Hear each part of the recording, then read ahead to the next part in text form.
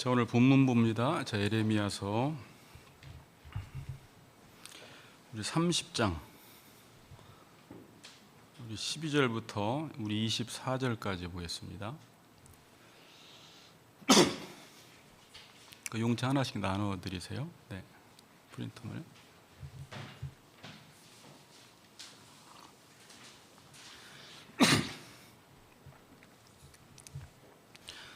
우리 12절부터 24절까지 우리 한 절씩 큰 소리로 교독합시다. 여호와께서 이와 같이 말씀하시니라. 내 상처는 고칠 수 없고 내 부상은 중하도다.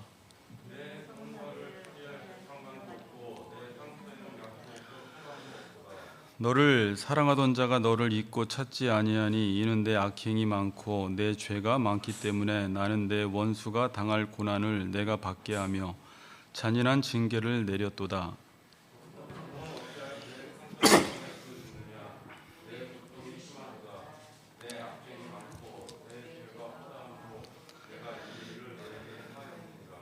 그러므로 너를 먹는 모든 자는 잡아 먹힐 것이며 내 모든 대적은 사로잡혀 갈 것이고 너에게서 탈취해 간 자는 탈취를 당할 것이며 너에게서 노략한 모든 자를 노략물이 되리라.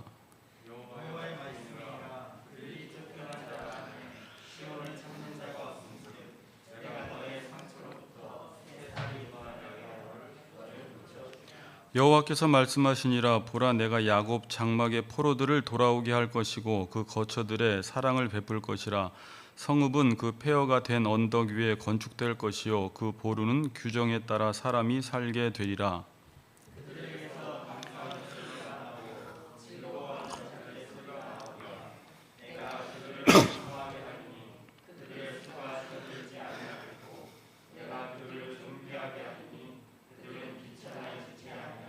그의 자손은 예전과 같겠고 그 회중은 내 앞에 굳게 설 것이며 그를 압박하는 모든 사람은 내가 다 벌하리라.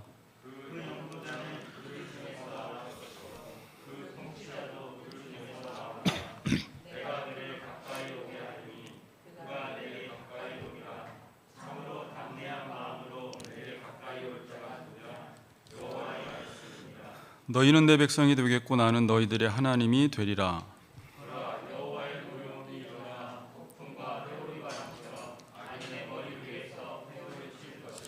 읽습니다. 여호와의 진노는 그의 마음에 뜻한 바를 행하여 이루기까지는 돌이키지 아니하나니 너희가 끝날에 그것을 깨달으리라. 아멘. 자, 오늘은 회복 두 번째 시간 우리 고쳐주리라는 제목을 가지고 말씀을 좀 나눕시다. 같이 좀 인사합시다. 하나님이 고쳐주십니다. 이렇게 인사합시다. 네. 네.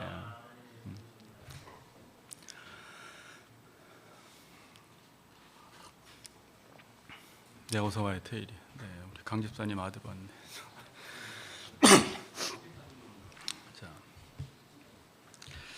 자, 오늘 12절에 보면 여호와께서 이렇게 말씀하십니다. 봅시다. 여호와께서 이와 같이 말씀하시니라. 내 상처는 고칠 수 없고 내 부상은 중하도다. 내 송사를 처리할 재판관이 없고 내 상처에는 약도 없고 처방도 없도다.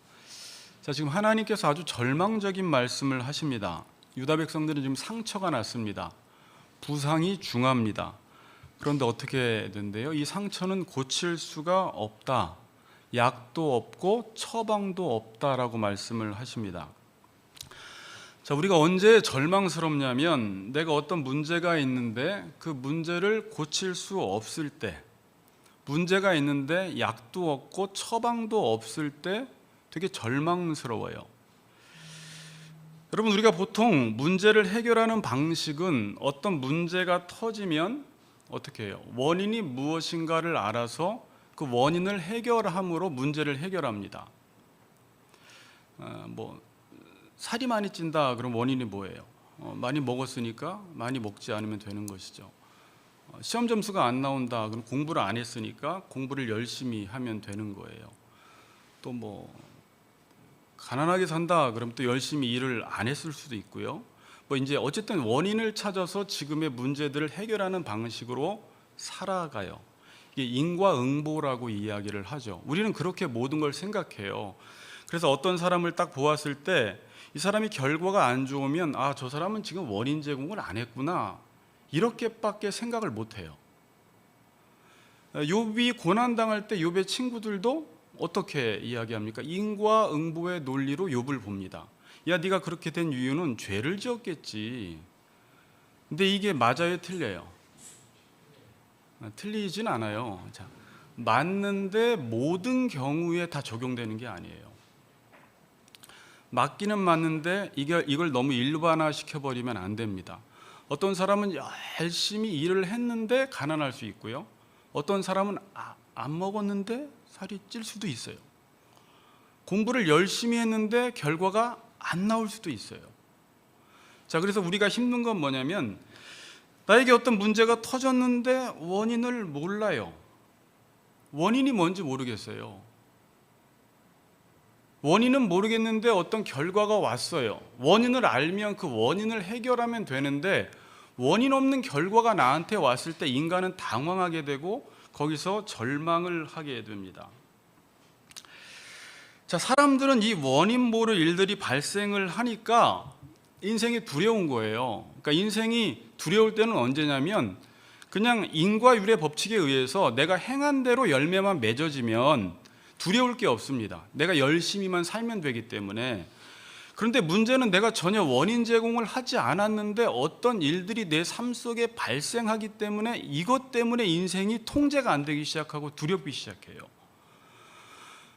그래서 일반인들은 어떻게 하냐면 이 원인을 자기가 조정해 보려고 합니다. 그렇죠. 그래서 어떤 알지 못하는 신을 하나 상정해 놓고 원인 모를 결과들이 자꾸 떨어지니까 이 신을 내가 통제해 보려고 하고 조정해 보려고 하다가 종교가 생겨난 거예요. 그래서 내가 지극정성을 빈다든지 구술을 한다든지 어떠한 방법을 써서 나에게 찾아오는 이러한 저주들을, 안 좋은 것들을 막아보려고 사람들이 시도를 하게 됩니다. 근데 성경은 보면 하나님께서 제1원인자라고 말씀을 하세요. 하나님이 누구시라고요? 철학자들이요, 공부를 하다 보면 결국은 이 세상은 어떻게 생겨났으며 인간은 누구인가, 이 세상의 어떤 시작과 끝을 탐구하다가 결국은 어떤 제1원인자까지 도달하게 됩니다. 어떤 절대적 선이라는 존재를 인정하지 않을 수 없게 돼요. 성경은 하나님이 모든 원인을 발생시키는 분, 제1원인자라고 말씀을 하십니다. 그래서 하나님이 모세에게 자기 자신을 소개하기를 나는 스스로 있는 자다라고 말씀하세요. 그러니까 하나님은 어떻게 생겼어요? 누군가에 의해서 존재하게 된 것이 아니라 하나님은 영원 전부터 영원까지 그냥 스스로 계신 분으로서 그분에 의해서 모든 존재하는 것들이 생겨나게 된 거예요. 있게 된 거예요. 그분이 원인자예요. 제가 조직신학 책을 읽다 보니까 철학자 아리스토텔레스도 부동의 동자라는 단어 표현을 하더라고요. 그러니까 철학자들이 이 세상을 잘 보니까 모든 것이 생성되고 소멸되고 뭔가 운동을 하고 움직이는데 부동의 동자, 움직임을 일으키는 사람과 움직여지는 자가 연결되어서 이 세상은 움직여지고 있다는 거예요, 지금. 그러니까 일반 철학자들도 생각만 조금 하면 무언가 위에서 이 세상을 움직이는 존재가 있다라고 생각을 해요. 물론 그게 하나님은 아닙니다. 근데 비슷한 신관을 언급했어요. 자, 그런데 성경에서는 잘 들어보세요. 이제 당연한 말들을 좀 다른 각도로 계속 생각을 한번 해보는 거예요. 하나님이 세상을 무엇으로 창조했냐면 말씀으로 창조를 했습니다. 자, 그러면 말씀이 원인이고 창조는 결과물이라는 거예요. 그러니까 이 땅에 있는 모든 결과물들은 말씀이 원인되어서 결과물들이 생긴 거예요. 여러분, 어떤 집을 짓는데 콘크리트로 지었다 그러면 이 집은 콘크리트로 지어졌고 콘크리트로 유지가 되는 거예요. 그래서 그 콘크리트의 본질 자체가 지탱을 못 해주면 깨어지고 무너지게 되는 것이죠. 이 세상도 똑같아요. 하나님이 말씀으로 이 세상을 지었어요. 그리고 모든 게 있게 됐어요. 빛이 있으라 그러니까 있게 된 거고, 모든 것이 하나님의 말씀으로 있게 된 것이고, 지금 있게 된 모든 것들은 말씀으로 유지가 되고 있어요. 그거 인정하십니까? 인정을 하셔야 돼요. 여기 있는 분들은. 히브리서 11장 3절에 말씀으로 하나님이 만물을 붙들고 계신다라고 말씀을 하세요. 그러니까 말씀으로 있게 됐고 말씀으로 모든 게 유지가 되어가고 있다라는 것입니다. 자, 그래서 내 삶도 하나님이 말씀을 주지 않으면 유지가 잘 안 돼요. 하나님이 말씀으로 모든 관계들을 설정하셨기 때문에 그 관계가 유지되기 위해서는 말씀으로만이 관계가 유지가 돼요. 이 땅에 하나님이 세상을 창조하셨을 때 모든 질서들을 부여하셨기 때문에 그 질서들도 말씀이 있어야지 그 질서가 유지가 되는 거예요. 그러니까 말씀이 사라지면 내가 살 것 같은데 희한하게 잘 사라지지가 않고 관계가 유지가 되지 않고 이 땅의 질서가 잡히질 않는 현상을 보게 돼요. 그래서 말씀이 떠나가 버리면 무질서 혼돈으로 이 세상이 다시 돌아가게 됩니다. 여러분이 말세의 특징이 뭐냐면 말씀이 희귀해지기 시작하면서 모든 관계들이 깨지기 시작해요. 본질을 지탱해 주는 힘이 말씀인데 말씀이 떠나가니까 부부관계가 유지가 잘 안 돼요. 그러니까 내가 사랑하고 싶다고 해서 사랑이 잘 안 돼요. 그 사랑이 말씀이잖아요. 말씀으로 그 부부관계가 유지가 되는 것이고 자녀와의 관계도 유지가 되는 것이고 종과 상전과의 관계도 유지가 되는 것이고 모든 질서들이 유지가 되는데 말씀을 떠나니까 무질서로 돌아가더라는 거예요. 그리고 그것을 어떤 다른 법이나 공권력을 동원해서 공부를 많이 시켜서 잡아보려고 하는데 실패하고 있어요. 지금 그 질서가 안 잡혀요.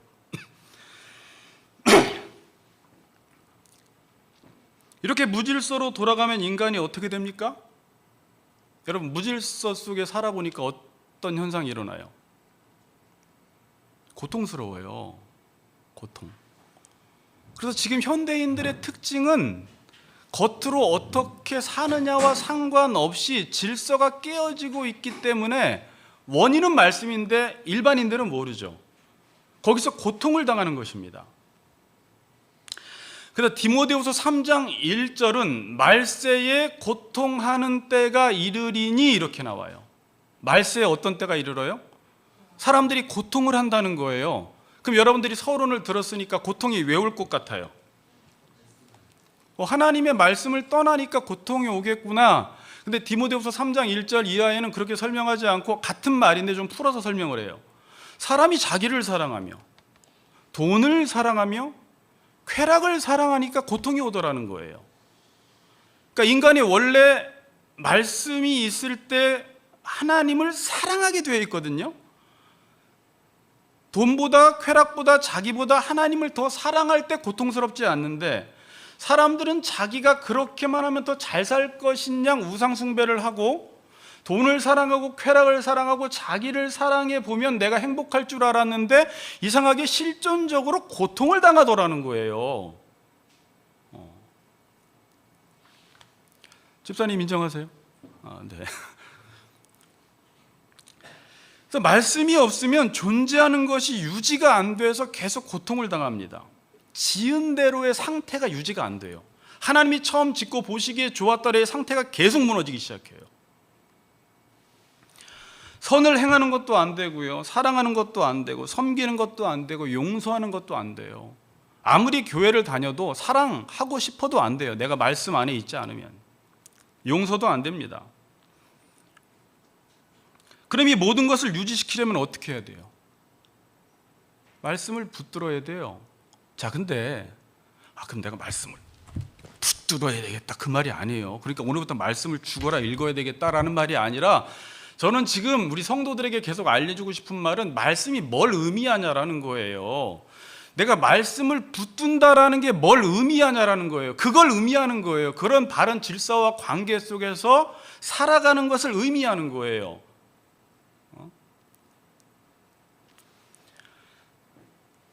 말씀을 붙들지 않는 사람들은 고통을 당해요. 자, 그럼 사람들은 당연히 고통을 당하니까 이 고통을 해결해 보려는 시도를 해보겠죠. 그렇죠?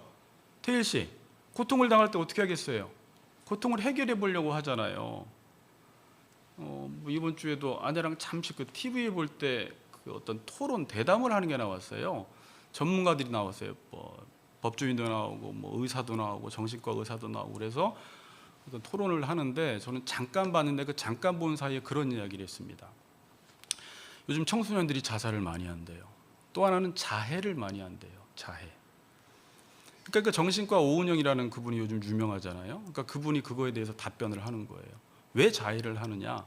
삶이 애들이 너무 고통스러우니까 자해를 하는 동안만이라도 그 고통을 잊는다는 거예요. 그러니까 자해를 왜 하는 거예요? 고통스러운데 실존적 고통보다 낫다 이거예요. 그래서 그렇게 자해를 하는 동안은 그 고통을 잊어버리니까. 그런데 자해를 하지 않으면 다시 또 고통이 또 살아나는 거죠. 자, 여러분, 근데 자해는 이 몸에 상처만 내는 게 자해가 아니에요. 내 몸을 해롭게 하는 건 다 자해예요. 성경에 보면 귀신 들린 사람들이 계속 자해를 해요. 자기 몸을 해롭게 해요. 여러분, 보통 이런 말을 해요. 어떤 사람이 살이 많이 쪘는데 당신은 왜 이렇게 살이 많이 쪘어요? 스트레스를 먹는 걸로 풀었어요. 그래요. 그 스트레스가 뭐예요? 심적 고통이거든요. 뭔가 내가 해결할 수 없는 고통이 있을 때 몸을 자해하는 거예요. 내 몸을 먹음으로 해롭게 해버리는 거예요. 그 이상을 먹어버림으로 몸이 지금 부작용이 있는데도 계속 먹는 거예요. 어떤 사람은 술로 자해를 하는 거예요. 그거 먹으면 몸이 안 좋아지는데 그때만이라도 잠시 잊어보려고 하는 거예요. 어떤 사람은 일에 미쳐버리는 거예요. 일 열심히 하니까 야, 너 대단하다 그러지만 그것도 균형을 잃어버리면 안 돼요.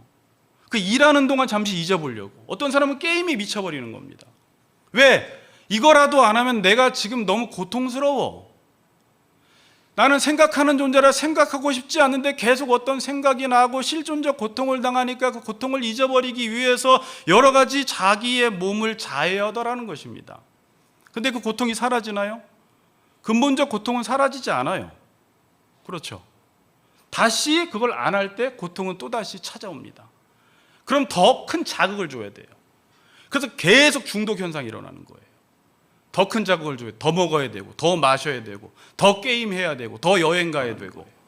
제가 말한 건 여행이나 게임이나 뭐 이런 게 모든 게 나쁘다는 게 아니에요. 왜 안 해야라는 거예요. 그걸 안 하면 못 살겠어 내가.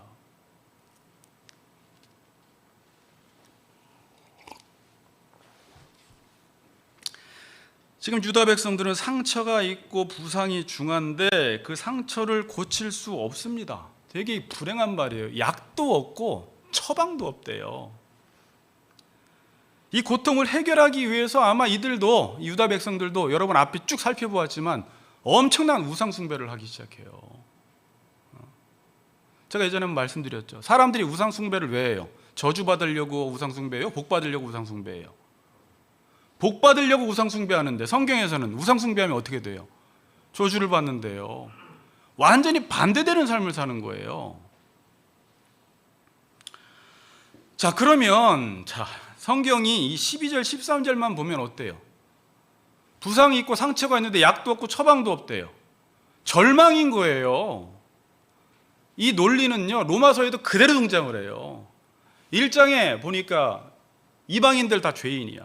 2장 유대인들 너희들도 마찬가지로 다 죄인이야. 그리고 선을 행하는 자가 하나도 없다. 의인도 하나도 없다. 없다로 나가요. 율법의 행위로는 의롭게 될 사람이 아무도 없다. 그리고 21절에 3장 21절에 그러나 예수 그리스도로 말미암아 의롭게 된다라는 복음을 전해요. 그러니까 인간을 완전히 죄 아래 가둬버려요. 성경은. 너희들은 아무런 소망이 없어 그래요. 야, 너희들 하나님 없으면 그냥 절망이야 그러는 거예요.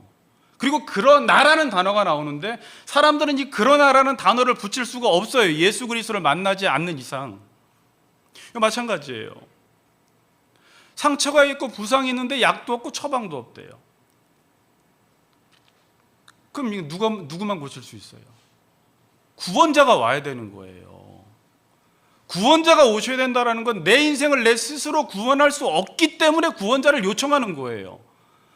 우리가 우리의 인생의 문제를 스스로 해결해서 스스로 행복하게 살 수 있다면 구원자 대신 예수님이 이 땅에 오실 필요가 없어요, 여러분. 예수님이 이 땅에 하나님이 인간의 몸을 입고 이 땅에 오신 이유는 인간 스스로는 약도 없고 처방도 없고 죄 문제를 스스로 해결할 수 없어서 스스로 자멸하는 존재이기 때문에 그들을 건져주지 않으면 살 수 없기 때문에 내려오신 거예요. 하나님만이 고칠 수 있다는 거예요. 그래서 우리가 지난 시간에 회복, 거짓 선지자들의 회복과 참 선지자들의 회복의 차이점이 뭐라고 했어요? 다 잊어버리셨죠? 자, 법에 따라서라고 했죠. 법에 따라서. 법에 따라서. 하나님은 계속 법에 따라서, 말씀에 따라서 그 말씀으로, 법으로 회복시키는 일을 하세요. 그럼 지금 유다 백성들의 상처, 유다 백성들의 부상의 원인이 뭐예요? 원인. 지금 이 세상 사람들이 이렇게 고통을 당하는 원인이 뭐예요? 오늘 본문에 보면 죄 때문이라는 거예요. 15절 보세요. 15절 같이 읽겠습니다. 시작.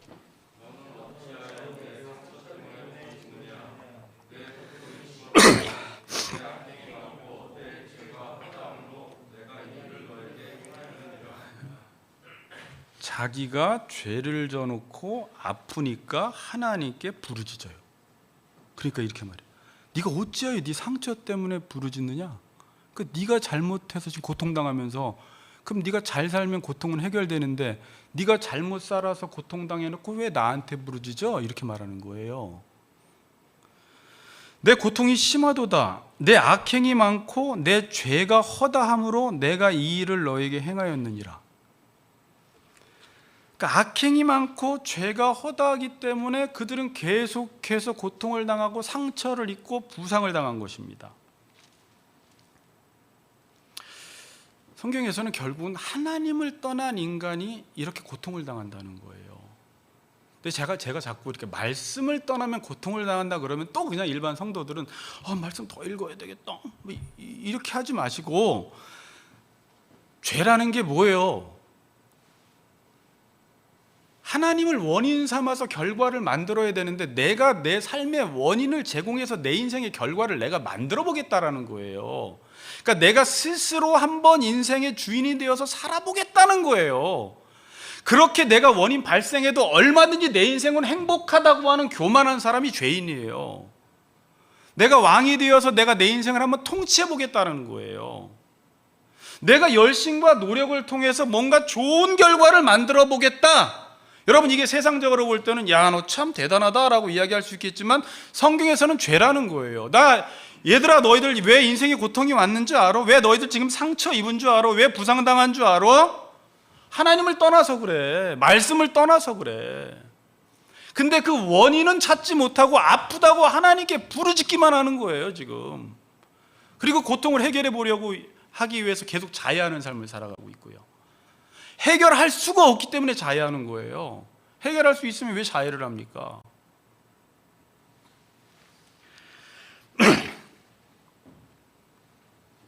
근데 더 안타까운 건 아까 말씀대로 그걸 부르짖어요. 여러분도 오늘도 하나님께 부르짖을 수 있습니다. 아파서. 그리고 하나님은요, 여러분이 잘못해서 상처를 당했는데 부르짖으니까 철 없어서 고쳐주실 수 있습니다. 여러분이 자녀에게 야, 너 이거 먹지 마, 이거 해, 이거 하지 마라고 분명히 이야기했어요. 근데 말을 어겼어요.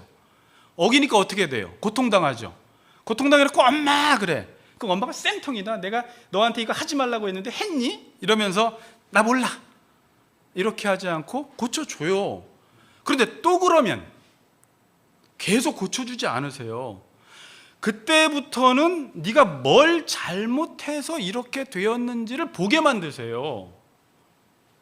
그게 근본적으로 그 문제가 해결되지 않으면 이 아이는 계속 고통을 당할 거기 때문에, 엄마가 해결해 주는 건 한두 번이지 네가 앞으로 네 삶을, 네 인생을 네가 살아가야 되는데 그거를 반복하면 또 고통당하고 또 고통당하니까 그때마다 손을 대줘서 봐줄 수는 없잖아요.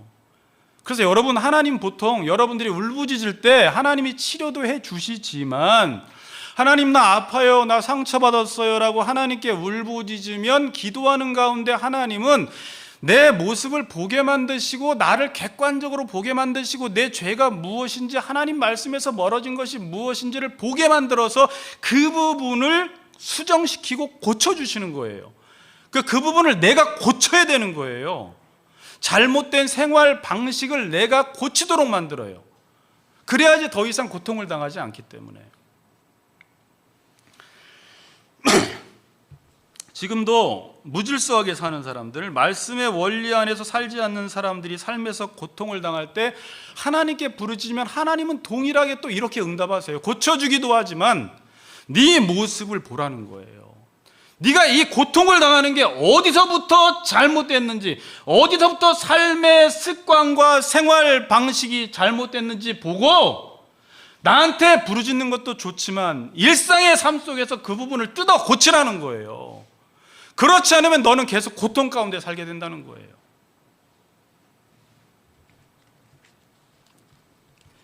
결국 내 인생이 힘든 건 누군가가 나를 괴롭게 해서 힘들 수도 있지만 자기 자신이 자기를 힘들게 할 수 있다라는 사실을 기억해야 합니다.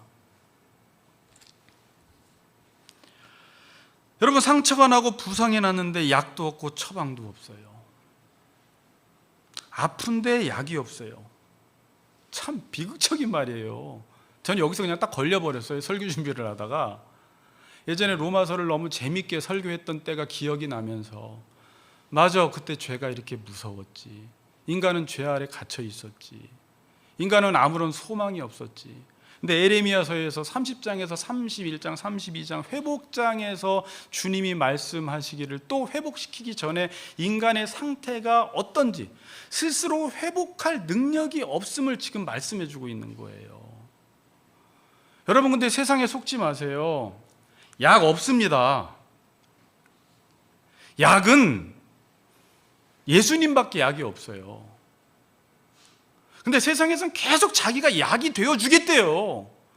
이번에 이준석 이제 대선 주자들 나와서 어떤 젊은 사람이 대통령이 되고 누군가가 대통령이 되면 마치 이 세상에 큰 행복과 평화가 찾아올 것처럼 이야기하지만 안 와요.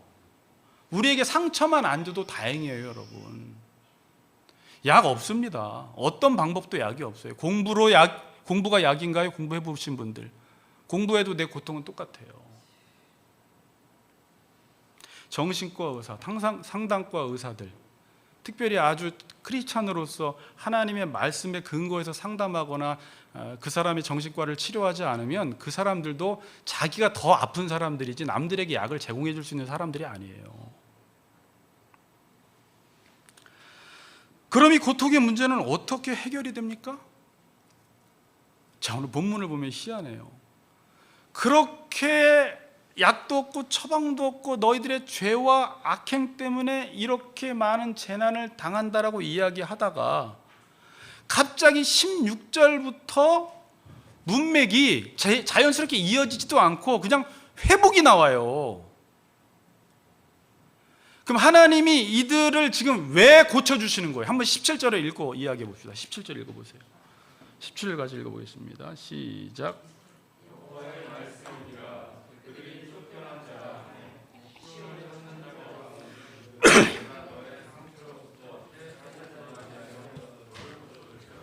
내가 너의 상처로부터 새 살이 돋아나게 하여 너를 고쳐주리라. 자, 그럼 하나님께서 유다 백성들을 왜 고쳐주시는 거예요? 자, 우리는 늘 이제 왜라는 질문을 던지면 이 왜라는 이유를 유다 백성들이 만들어 냈을 것이라고 생각을 하잖아요. 우리도 하나님 나를 왜 구원시켜 주었어요?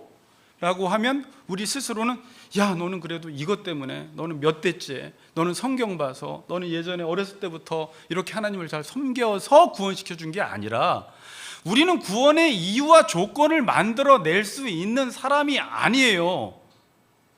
그 왜 구원시켜 줬어요? 그걸 은혜라고 이야기하잖아요. 은혜. 제가 은혜를 뭐라고 했어요? 원인 없는 결과가 은혜라고 했잖아요. 내가 어떤 원인 제공을 하지 않았는데 어떤 결과가 나에게 떨어진 거예요. 그래서 우리는 은혜를 우습게 여기잖아요. 내가 열심히 수고해서 얻은 것은 귀하고 가치 있게 여기는데 내가 원인 제공을 하지 않았는데 너무나 귀한 구원의 은혜가 주어지고 하나님의 자녀로서의 신분, 하나님의 아들, 딸이 된 것에 대해서는 감격이 없는 이유가 내가 원인 제공을 하지 않고 공짜로 떨어졌기 때문에 이 은혜를 가치 없게 여겨버리는 거예요. 그럼 원인 제공을 안 한 건가요, 여러분? 내가 안 한 거지. 아까 구원이 뭐라고 했어요? 하나님이 원인 제공한 걸 내가 결과로 받는 게 구원이에요, 여러분. 잘 들으세요. 구원은 내가 원인 제공해서 내가 어떤 열매를 맺는 삶의 방식을 이젠 집어치우는 거예요. 하나님이 원인 제공하시는 걸로 내 삶의 결과를 만들어내겠습니다 라는 게 성경적 구원이에요. 그렇게 해서 여러분들이 하나님의 자녀가 되었습니다. 그럼 구원받은 사람들의 삶은 어떻게 살아가요? 똑같이 내가 원인 제공해서 어떤 결과와 열매를 맺어보려고 하지 않고, 이거 잘 들으세요. 이거 예정론과 연관된 거예요. 하나님이 원인 제공을 하면 나도 그것을 원인 제공을 함으로 결과를 만들어낸다는 거예요. 그러니까 인간은 가만히 있는 게 아니에요. 가만히 있으면 하나님이 원인 제공하신 게 나한테 떨어지는 게 아니라 하나님이 A를 행하시면 나도 A를 행함으로 이 A라는 결과를 내 삶 속에 맛보는 걸 믿음으로 살았다 그러는 거예요. 아멘. 하나님이 일하시니까 나도 일한다. 하나님의 뜻대로 그 뜻대로 살아간다. 하나님이 원인 발생시키는 것이 A니까 나도 A라는 것을 원인 발생시킴으로 그 결과를 맛보며 살겠다가 구원받은 자로서의 삶이에요. 많은 사람들이 예정론을 언급하면서 하나님이 원인 제공하면 우리가 할 게 뭐가 있어가 아니라 제가 아무리 가르쳐줘도 또 헷갈려 하더라고요. 하나님이 원인 제공하는 걸 나도 원인 제공해서 결과를 만들어내라는 거예요. 그래서 하나님을 알아가라는 거예요. 원인 제공한 하나님을 알아가라는 거예요. 성숙하라는 거예요. 그래서 잠언서 요즘 읽고 있지만 16장 1절에 보면 마음의 경영은 사람에게 있어도 말의 응답은 여호와께로부터 나느니라 그래요. 16장 9절 사람이 마음으로 자기의 길을 계획할지라도 그의 걸음을 인도하시는 이는 여호와시니라. 자, 이 말씀 묵상할 때 어떻게 묵상해야 돼요? 잘못하면 아무것도 할 게 없는 것 같아요. 내가 마음의 경영을 했는데 말의 응답은 여호와께 있어. 결과는 결국 하나님이 조종하시네. 사람이 마음으로 자기의 길을 계획해도 그 걸음을 인도하시는 이는 하나님이시니까 내가 뭘 할 필요가 없네가 아니라 마음의 경영을 하라는 거예요. 계획을 세우라는 거예요. 그런데 마음의 경영을 어떻게 세우라는 거예요? 하나님이 경영하시는 대로 나도 경영하라는 거예요. 하나님이 계획을 세우는 대로 나도 계획을 세우라는 거예요. 그래서 하나님이 말씀하시기 전까지는 계획도 세우지 말라는 거예요. 하나님이 움직이지 말라고 하면 움직이지 말라는 거예요. 움직이지 않는 것도 하나님의 뜻대로 사는 거예요. 가만히 있으라는 것도 하나님의 뜻대로 사는 거예요. 구름 기둥이 움직이면 나도 움직이고 움직이지 않으면 멈춰 있으라는 거예요. 주님 말씀하시면 내가 나아가고 주님 뜻이 아니면 내가 멈춰 서는 거예요. 하나님이 말씀하시는 게 내가 원치 않는 거라도 그분이 말씀하신 거면 내가 그걸 계획을 세워서 살라는 거예요. 믿음으로. 그럼 반드시 좋은 결과가 온다는 거예요. 하나님이 경영하는 게 미련하게 보이지만 나도 그렇게 교회를 경영하면 희한하게 하나님이 교회를 놀랍게 하나님께서 만들어 가시는 거예요. 열매 맺게 하시는 거예요. 그런데 이 하나님의 경영과 하나님의 뜻과 하나님의 계획을 버리고 세상의 성공 방식과 세상의 경영 방식을 가지고 일을 하면 겉으로는 좋아 보이지만 실존은 고통당한다는 거예요. 관계가 틀어지고 질서가 다 깨지기 시작해요. 교회는 커졌을지 모르고 여러분은 성공했을지 모르지만. 그래서 보통 사람들은 어떻게 살아가요? 인과율의 법칙에 매여서 살아가요. 자, 이제 이것도 그냥 하나 설명을 드릴게요. 자, 인과율이라는 건 아까 욥이 고난 당할 때 욥의 친구들이 인과율의 법칙으로 그 논리로밖에 그 사람을 평가할 수밖에 없어요. 우리는 왜? 우리는 자연 법칙 안에 갇힌 사람들이기 때문에 그래요. 자, 그런데 하나님의 말씀, 그 원인을 이루시는 방법은 하나님이 그냥 갑자기 이 세상 속에서 하나님이 하실 일을 툭툭 하시면 인간은 불안해서 못 살아요. 그래서 하나님이 자연 질서와 법칙을 만들어 놓으신 거예요. 그래서 일반 철학자들이나 과학자들은 이 세상을 볼 때 무슨 하나님이 역사하셔? 이 세상은 그냥 자연 법칙에 의해서 어떤 원리에 의해서 돌아가는 거야. 맞아요. 그렇게 자연 법칙에 의해서 하나님이 말씀을 이루시기도 하지만 그 자연 법칙을 뛰어넘어서 말씀을 이루세요. 전자를 일반 계시라고 하고 후자를 특별 계시라고 이야기하는 거예요. 그래서 하나님이 자연 법칙을 뛰어넘어서 어떤 원인을 딱 나에게 발생시킬 때 내 편에서는 나는 잘못도 안 했고 어떤 원인 제공도 안 했는데 나의 삶 속에 이상한 일들이 좋은 일이건 나쁜 일이건 생길 때 사람들은 여기서 엄청나게 당황하지만 우리는 하나님이 나를 향하여 어떤 일을 행하고 계시는구나 이렇게 해석을 하는 거예요. 그렇죠. 나는 아무것도 안 했는데 어떤 좋은 일이 생길 수 있고요. 나는 열심히 살았는데 인생이 불행해질 수 있어요. 하나님 말씀대로 살았는데 인생이 안 풀릴 수 있어요. 그럴 땐 우리는 믿지 않는 사람들은 뭐 구판을 한번 벌리든지 뭔가 하겠지만 우리는 하나님이 지금 나에게 어떤 원인 제공을 하셔서 뭔가 내가 예상하지 못하는, 내가 계획하지 못하는 어떤 일을 행하시려고 지금 이 일들을 행하고 계시는구나라고 하면서 믿음으로 버텨나가야 돼요. 우리는 그렇게 생각을 해요. 사람들은 인과율의 법칙에 매여서 살아가요. 좋은 결과를 내기 위해서 원인을 발생시키는 것이죠. 자, 그런데 지금 성경은 이제 복이라는 것은 이제 복이라는 단어를 쓸 때는 항상 하나님이 원인 발생시킨 걸 나도 발생시켜서 얻어내는 결과만 좋다는 거예요. 그 이외에 다른 방법으로 내가 하나님의 뜻을 벗어나서 아무리 열심히 살아서 결과가 오면 그건 좋아 보이지만 좋은 건 아니에요. 좋아 보인다라는 말은 뭘까요? 예수 믿지 않는 사람들도 열심히 공부하고 열심히 살면 좋은 집에 살고 돈 많이 벌고 출세할 수 있고 좋은 대학 갈 수 있어요. 그럼 우리는 사람들은 와 그러는데 그렇게 사세요. 그런데 문제는 어떻게 살아서 그런 결과를 만들었냐라는 거예요. 하나님의 말씀을 따라서 그렇게 만들지 않았으면 분명히 그의 삶 속에서는 겉으로 보기에는 성공한 것처럼 보이지만 그 내면에는 아까 실존적 고통을 당하고 있고 그의 가정은 깨어지는 증상이 나타나고 있고 관계와 의와 모든 이웃과의 관계와 질서들이 깨어지고 있다는 거예요. 그래서 고통당해요. 그러니까 여러분 이 두 가지 하나님의 말씀을 따라서 결과를 냈을 때 가난할 수도 있고 부할 수도 있어요.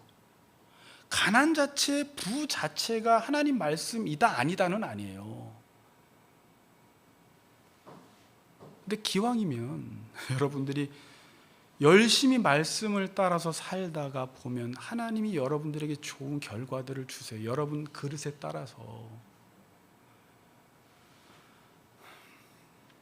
자, 그래서 18절에서 22절은 유다의 회복에 대해서 아주 상세하게 설명을 해줘요. 그 이후에 보면 쫙 눈으로 한번 보세요.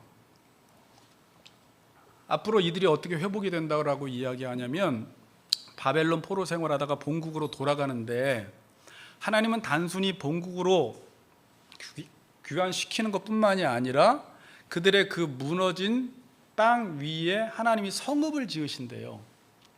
본문에 보면 성읍을 짓는 것으로 끝나지 않고 규정에 따라 살게 한다 그래요. 이게 항상 하나님이 하시는 일이에요. 규정이란 단어가 미슈파트예요. 그러니까 하나님의 공정한 법에 따라 살도록 만들겠다 그 성에서. 그리고 그곳에 의의 통치자를 세우시겠다라고 말씀을 하십니다. 그러니까 이들이 어때요? 의의 통치자가 세워져서 하나님의 공정한 법에 의해서 그 성읍 안에서 살아가다 보니까 어때요? 천국이 임한 거예요. 이게 앞으로 올 천국이거든요. 회복이거든요. 그러니까 하나님이 다스리시는 세상이 오니까 거기서 찬송과 기쁨과 감사의 찬송이 넘쳐난다는 거예요. 오늘 본문에. 그리고 그들의 자손들이 번성한다는 거예요. 그리고 하나님이 그들을 존귀하게 여기신다라고 말씀하고 있어요. 그리고 마지막 하시는 말씀이 에레미야서의 핵심 구절, 나는 너의 하나님이 되고 너는 나의 백성이 된다라는 이 언약관계가 완전히 회복됨으로 하나님이 다스리시고 통치하시는 그 세상이 온다는 거예요. 이게 회복이라는 거예요. 회복. 결론을 맺겠습니다. 여러분, 하나님을 떠나면 인생은 절망밖에 없어요. 세상 사람들은 듣기 싫겠지만 하나님을 떠난 인생은 아무런 소망이 없어요. 그래서 인생은 비극이에요. 성경이 말하는 인생은 비극이에요. 찰리 채플린이 인생은 가까이서 보면 비극이고 멀리서 보면 희극이다 그러지만, 어떤 의미로 이야기했는지 모르지만 하나님 떠나면 가까이서 봐도 비극이고 멀리서 봐도 비극이에요. 인생은. 저는 마치 인생이 그런 것 같아요. 어떤 심각한 암 환자가 있는데 의사가 봤을 때는 아무런 소망이 없어. 회복 가능성이 1%도 없어, 볼 때는. 그런데 이 환자는 자기가 한번 이 절망 속에서도 살아보겠다고 막 희망을 노래하며 사는 거예요. 물론 그 마음은 이해가 가요. 그래서 좋은 거 먹고 있는 돈 다 투자해서 좋은 의사 만나서 치료를 받아보지만, 이 사람은 몸부림을 치지만 의사가 볼 때는 안타까운 거예요. 저렇게 해도 곧 회복 불가능해서 죽을 텐데. 저는 지금 하나님이 우리의 인생들을 볼 때 그렇다는 거예요. 하나님의 제일 무서운 심판이 뭐라고 했어요? 유기예요. 그러니까 죄 가운데 내버려지면 인생은 유기당해서 자멸해버려요. 그 사람의 인생이 형통하든지 잘 살든지 떵떵거리며 살든지 수천억을 벌며 살든지 그냥 그렇게 살다가 죽도록 내버려두는 게 제일 무서운 심판이에요. 그럼 지금 인생들은 소망이 있어요, 없어요? 소망이 없어요. 절망 가운데 있어요. 그런데 여러분 생각해 보세요. 절망 가운데 있다고 하면 살 맛이 나요, 안 나요? 살 맛이 안 나요. 그러니까 사람들은 거짓된 희망이라도 노래하지 않으면 못 살겠는 거예요. 그래서 자꾸 희망을 선포해주는 거짓 선지자들을 찾게 되는 것이고, 누군가가 너는 잘 될 거야, 너는 성공할 거야 라는 말을 듣고 싶어 하는 거예요. 그 말마저 듣지 않으면 내 삶은 너무 힘들기 때문에. 제가 이 본문을 묵상하다가 사복음서에 나온 12의 혈류증 앓는 여인이 생각이 났어요. 그 본문이 참 재미있거든요. 자, 잠깐만 볼게요. 결론인데, 누가복음 8장 43절에 보면 이에 12회를 혈루증으로 앓는 중에, 보세요, 밑줄 치세요, 아무에게도 고침을 받지 못한 여자가, 이게 지금 인류의 형편이거든요. 근데 마가복음에 보면 좀 더 구체적으로 설명되어 있습니다. 12회를 혈루증으로 앓는 한 여자가 있어, 앞에 있습니다. 9절. 자, 가로쳐 보세요. 많은 의사에게 많은 괴로움을 받았고, 또 가로쳐서 가진 것도 다 허비하였으되, 세 번째, 아무 효험도 없고, 네 번째, 도리어 더 중하여졌던 차에. 자, 이게 지금 인류가 처해진 형편이라는 거예요. 여러분, 의사에게 찾아가면 의사가 나를 치료해 주어야 되는데, 여기서 뭐 어떻게 나와 있습니까? 많은 의사에게 더 많은 괴로움을 받는 거예요. 의사가 내 상처를 치료 못 해주는 거예요. 가진 것을 다 허비해서 한번 내가 물질을 다 동원해서 내 몸을 치료해 보려고 하는데 안 난 거예요. 다 허비만 했어요. 아무 효험도 없어요. 오히려 증상은 더 중해져 간다는 거예요. 그럼 어떻게 합니까, 여러분? 절망 아닙니까? 또 지금 사람들은 요한복음 5장에 나온 38년 된 병자와 같은 상황이 있습니다. 자, 그 내용은 다 아시죠? 유명한 구절이니까. 거기 베데스다라는 연못이 있었어요. 베데스다의 뜻이 뭐예요? 자비의 집이에요. 이 사람들은 어떤 신화를 믿고 있었냐면, 천사가 내려와서 물이 움직일 때 거기에 먼저 들어가는 사람이 낫는다라는 신화를 믿고 있었어요. 이건 신화예요. 세상 사람들의 성공 공식이에요. 인간이 만들어 놓은 치유 방편이에요. 내가 저 못에만 들어가면 나을 수 있는데 라는 생각을 가지고 살아가요. 자, 근데 재밌는 게 뭐예요? 물론 이 당시 요한복음은 예수님이 지금 유대교를 까는 거예요. 이 율법주의, 형식주의에 매여 있는 사람들을. 그러니까 이들은 자비의 집에서 행위를 의지하고 사는 거예요. 말은 자비의 집인데 저기에 먼저 들어가는 사람이 낫는다는 거예요. 이게 무슨 자비의 집입니까? 그 당시 유대교가 그랬다는 거예요.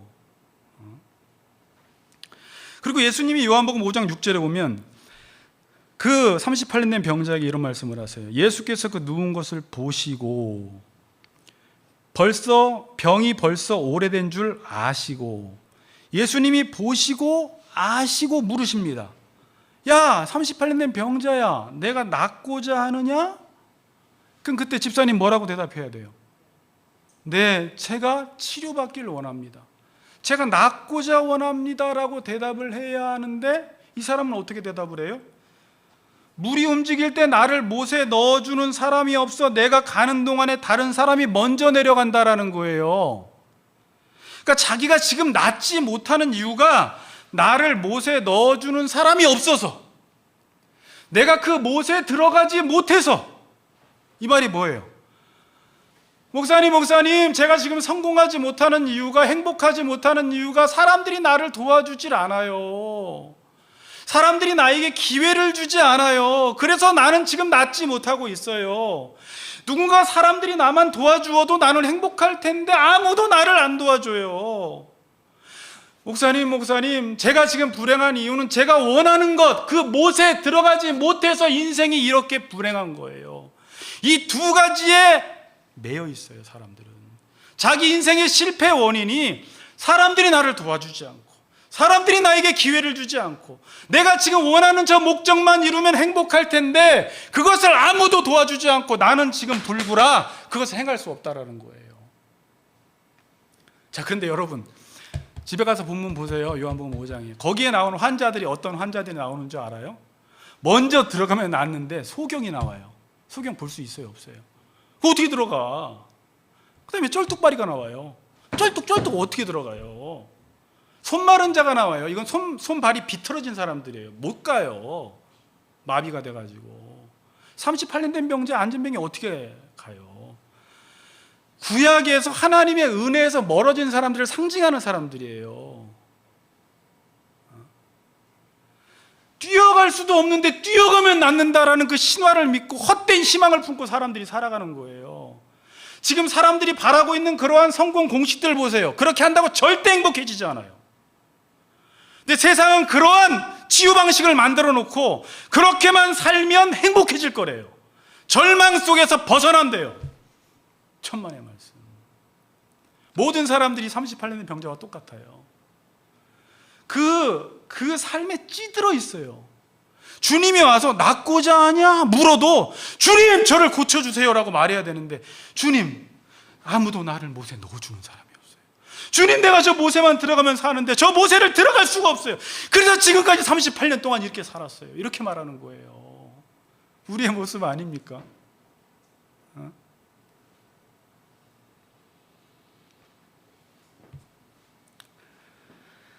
지금 사람들의 상태는 12회를 혈루증으로 앓고 있어요. 38년 된 병자처럼 살아가고 있어요. 치료 불가능한 사람들이에요. 여러분, 이런 인간론을 갖고 있습니까? 인간 이해를? 저는 이런 인간 이해를 제 모습을 보다가 봤거든요. 그래서 복음이 너무 위대해 보였어요. 인간은 정말 구제불능이다라는 것을 뼈저리게 제가 느꼈고 사람들을 볼 때 알았기 때문에, 그러나 예수 그리스도로 말미암아 그 미치는 하나님의 의인이 차별이 없느니라는 말이 진짜 복음 중에 복음이구나. 근데 자기가 인생에 가능성이 있다고 하는 사람들, 내가 자기 혼자 스스로의 힘으로도 살아갈 수 있다고 생각하는 사람들은 절대 예수는 믿고 교회는 나오지만 구원자를 붙들지 않습니다. 여러분, 그냥 살짝 붙들다가 말면 내 힘으로 살지 그래 버려요. 그래서 예수님으로부터 오는 그 능력을 공급받지 못하는 거예요.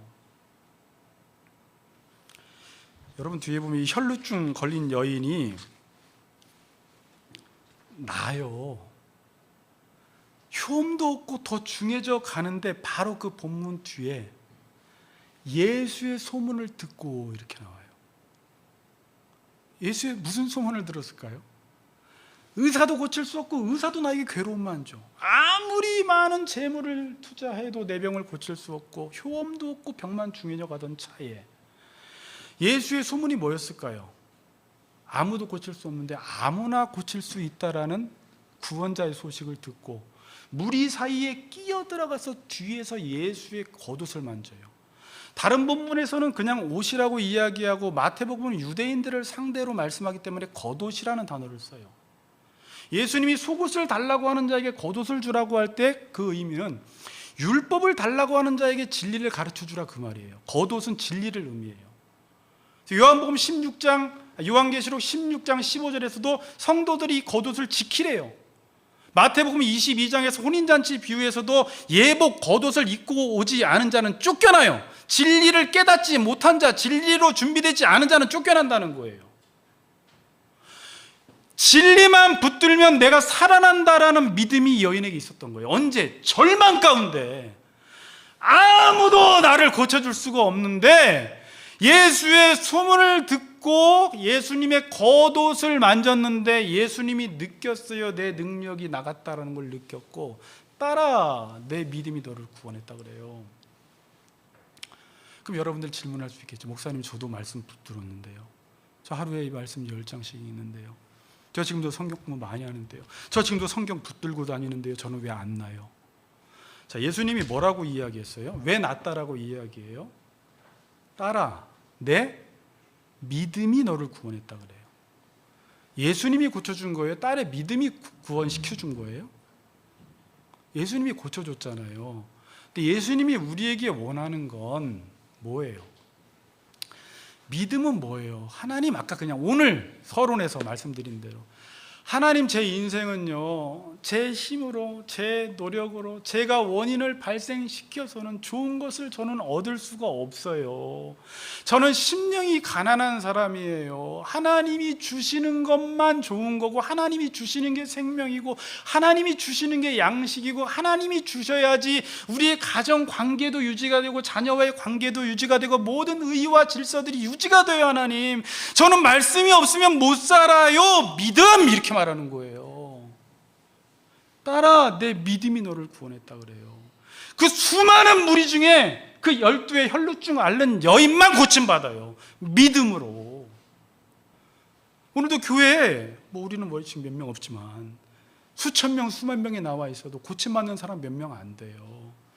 말씀이 무엇인지를, 말씀이 뭔지, 말씀이 뭘 의미하는지를 아는 사람들, 내가 말씀을 붙들고 산다는 게 뭘 의미하는지 아는 사람들, 나는 말씀이 없으면 절망 가운데 있을 수밖에 없다라는 것을 아는 사람들, 나는 말씀이 없으면 내 증상은 더 중해질 수밖에 없다라는 것을 아는 사람들은 자기가 지위가 어떠하든지 돈이 많든지 적든지 사회에서 어떤 직위 가운데 있든지 그는 하나님을 의존하고 하나님의 말씀을 의존하는 삶을 살아가요. 이걸 믿음이라고 하는 거예요.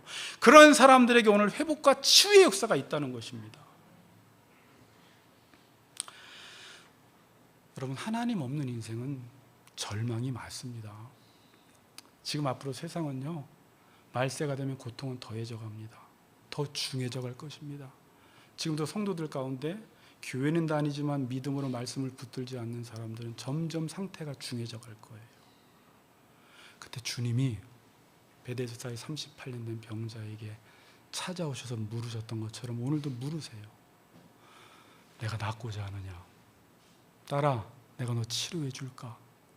주님, 나 이것만 이루어 주세요 라고 이런 어리석은 소리 하지 말고 주님 구원자 맞습니다. 주님 치료해 주세요. 내 상처 너무나 많이 받았습니다. 치료해 주세요. 내 상처 중합니다. 주님 만져주세요. 그렇게 여러분들이 하나님께 치료자 되신 하나님, 구원자 되신 하나님께 나아가서 믿음으로 나아가서 오늘 여기 오신 모든 분들이 깨끗이 치료받고 믿음으로 사시는 우리 같이 걷는 교회 성도님들 되시기를 주의 이름으로 축복합니다.